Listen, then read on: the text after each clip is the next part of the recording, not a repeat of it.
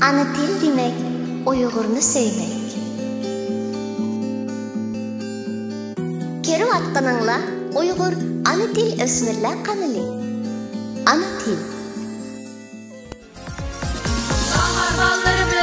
Bahar ballarımız, rengarenk yar yumra sandırdı. Bahar ballarımız, Altan büşek.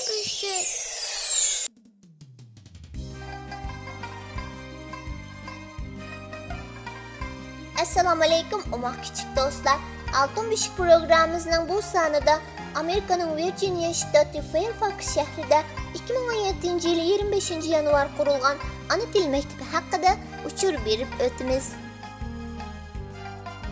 Amerika'nın Virginia ştatı Fairfax şehrinde kurulgan ana til mektebi 2017 yıl 12 fevralda resmi ders başladı. Mektep kurulgan döstöpki mezgillerde sınıflar kiçikler sınıfı ve ösmürler sınıfı dep ikiga ayrıldı. Kiçikler sınıfıga 4 yaştan 7 yaşgacha bolgan bolalar, ösmürler sınıfıga 8 yaştan 13 yaşgacha bolgan bolalar qabul qilindi. Bu iki sınıftaki bolalarning jami soni 22 nafar edi. Keyin iki qitimliq o'quvchi qabul qilish bilan o'quvchi soni 32 ga yetdi. Ana til mektebida ana til dersi sınıflardan sırf din ve sanat sınıfları içildi. 2018 yıl 7 yanvarda mektep kurulganlığının bir yıllığı 200'den artık ata-analarının kızgın iştiraki ve yakından kollaşışı bilen rengdar mezmunluk faaliyetler ilip verilip kızgın tebriklendi. Mektep müdiri Süreyya Hanım sahnede ana til mektebini yakından kollap gelgen barlık ata-analarga çoğunkur teşekkürünü bildiriş bilen birge mektebinin kuruluş ahvali, terakkiyatı ve kelgüsü planını tafsili tonuşturup çıktı. Şundakla mektep okutucularımı bir yılda hizmet dokulatı, tecrübe savaklar ve yeni planlarını oturup koyup ata-analarının kayıllığını tehim aşırdı.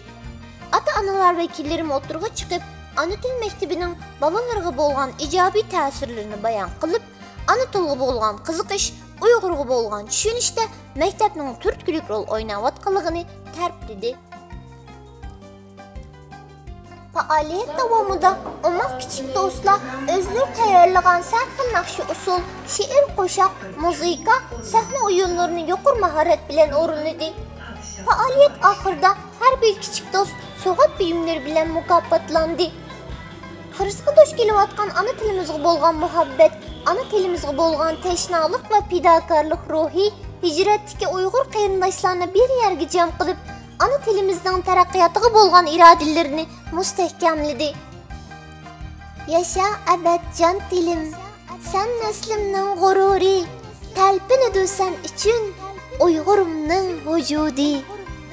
Ana til televiziyasi ana til mektebinin bundan keyingi taraqqiyotlarga muvaffaqiyat tilash bilan birga dunyoning har qaysi joylarida yashayotgan Uygur qarindoshlar nomidan ana tilimizning mavjudiyati uchun ko'rsatgan tirishchanliklariga minnatdorligimizni bildiramiz.